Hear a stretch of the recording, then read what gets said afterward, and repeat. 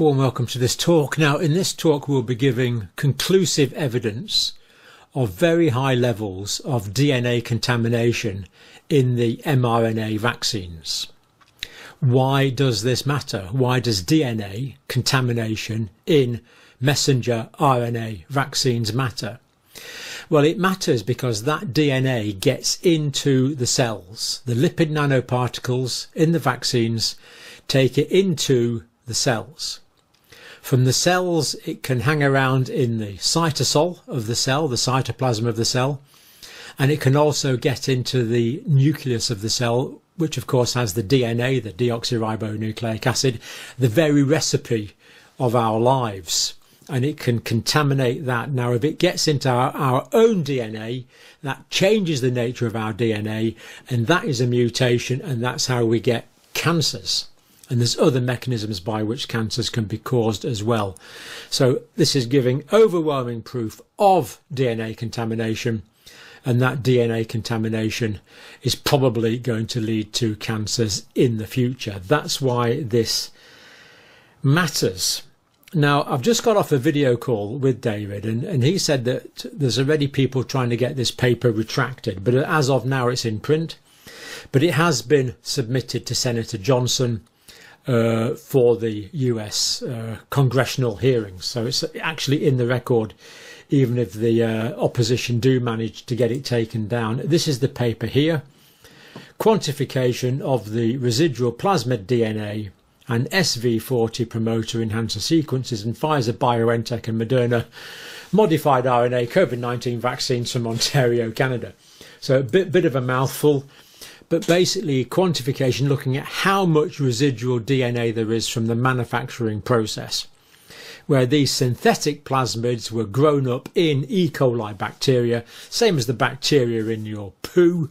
To be quite honest, they're called coliforms, the bacteria from the human colon, E. coli, and looking at how much contamination is in these things. And I'm also going to play you some clips from David's lab as well. Now, and you'll see David, Dr. Speaker, working in his lab. Now, he looked at 32 vials representing 16 unique vaccine lots. And these data demonstrate that the presence of billions to hundreds of billions of DNA molecules per dose in the modified RNA COVID-19 products were present in those vials tested. And these are the vials tested here. He had a group of vials that were tested. As we say, 32 vials from 16 unique vaccine lots. So quite a good sample. And he's also tested vials from different parts of the world at different times. David's become a bit of a world-leading expert in this, to be quite honest. All products tested exceeded the guidelines for residual DNA set by the FDA and WHO of 10 nanograms per dose, and they were exceeded by 36 to 627 fold. So that's not a 36% increase, it's 36 times more than there should have been. Or others contained 627 times more DNA. Hundreds and hundreds of times more DNA than is allowed. And these allowances are already set way, way, way too low in my opinion. The reason that the levels are set way too low is the levels set for the DNA contamination were set when it was naked DNA, just DNA on its own. Now the DNA is in these lipid nanoparticles, that's taken into the cells hundreds, maybe thousands of times more readily. So actually the amounts of DNA contamination should be several thousand times less than they actually are. But even at the high levels of contamination that are allowed, still exceeding that by 36 to 627 fold. These are quite horrendous levels of DNA contamination in my view. I wish I'd known this at the start of 2021 when I took some of this wretched stuff, or mid-2021 when I took some. But we weren't told. Informed consent was not given. So, exceeded the regulatory limit by these huge amounts, these regulatory limits set by the FDA and WHO. And of course the WHO is not known for being that stringent, is it? But it still greatly exceeded those. The Pfizer, it was 36 to 153 fold above the levels. The Moderna, it was 112 to 627 above, fold, times. 112 to 627 times more than the allowance. 3 Pfizer vials exceeded the regulatory limit for SV40 promoter enhancement, the original sequence.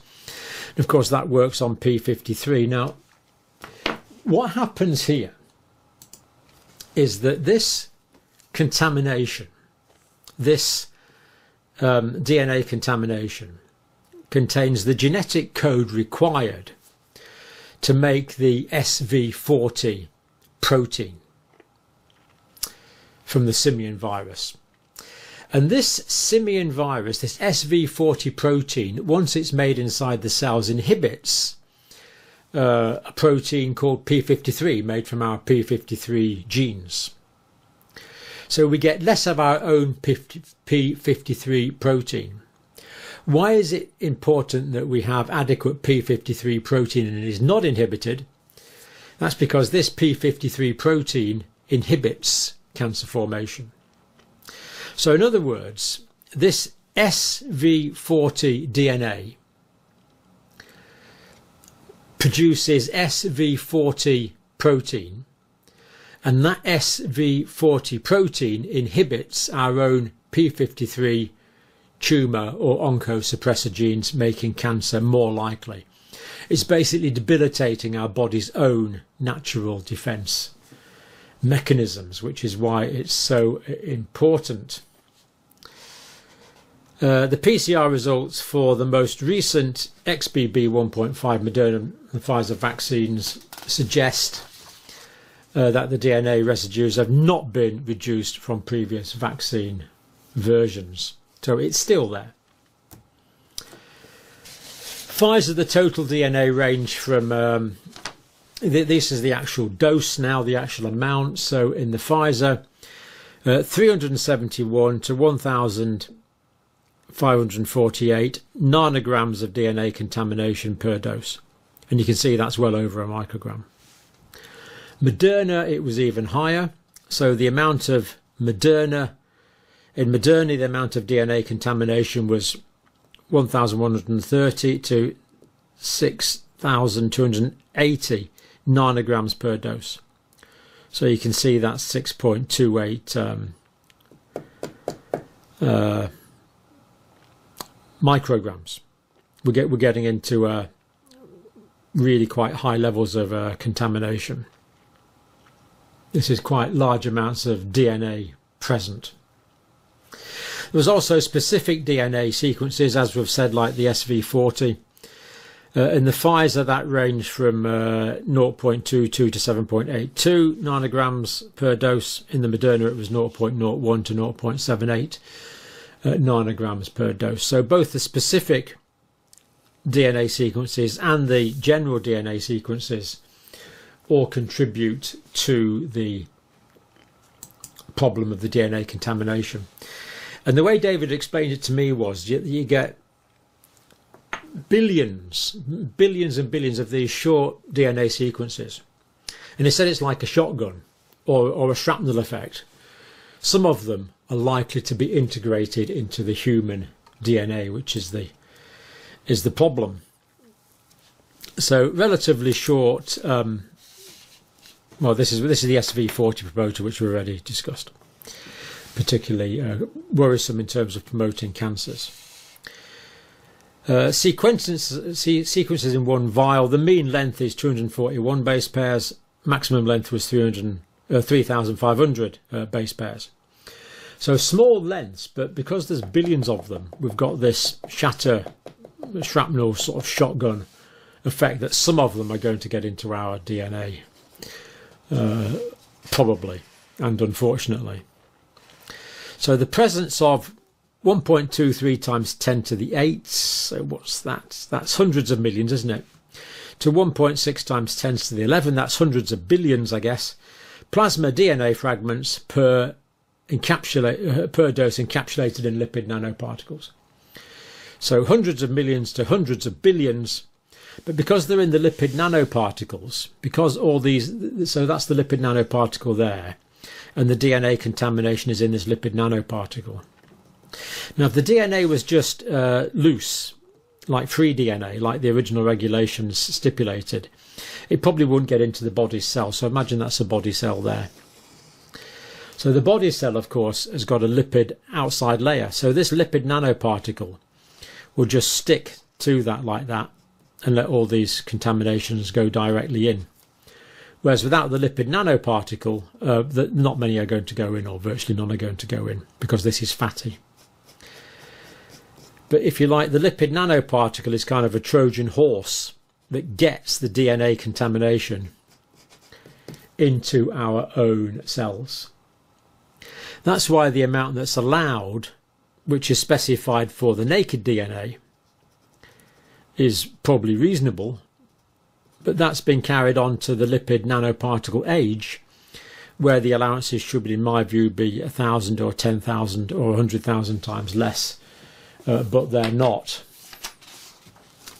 So the paper says, our findings extended existing concerns about vaccine safety and call into question the relevance of guidelines conceived before the introduction of efficiently transfection using lipid nanoparticles. And transfection is the process whereby the DNA contamination gets into our host cells. It is infecting our host cells. That is the problem.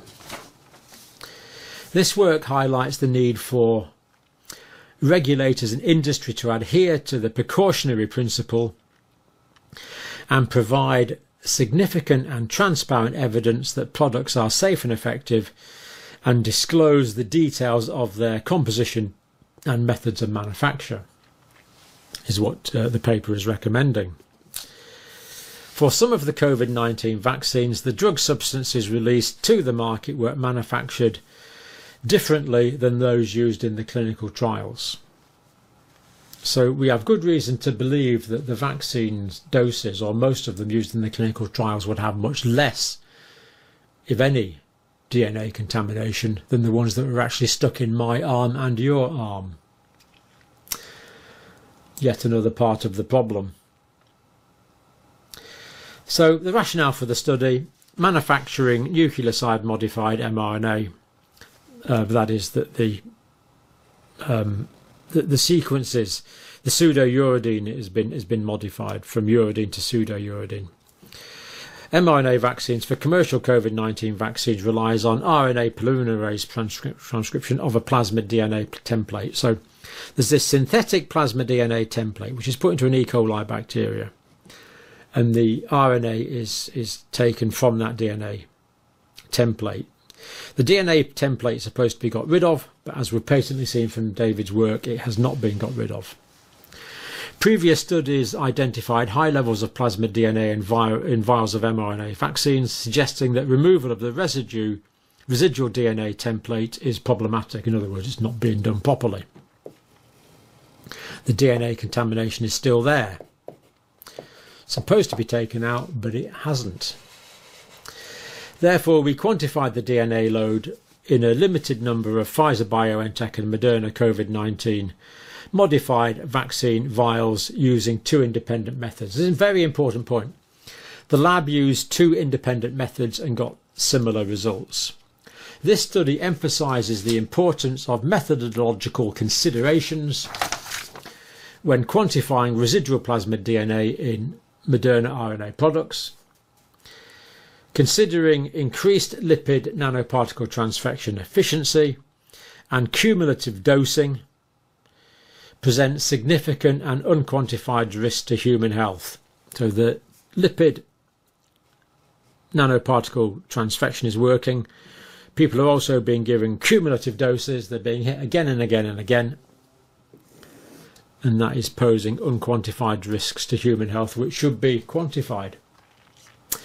And David did also tell me in the interview that if he was given biopsies from cancers, whether biopsies taken during cancer surgery or biopsies taken at post-mortem, he could look at that and he could recognise spike protein DNA in the cancers, and he could also recognise if there was DNA contamination from these plasmids, these synthetic plasmids.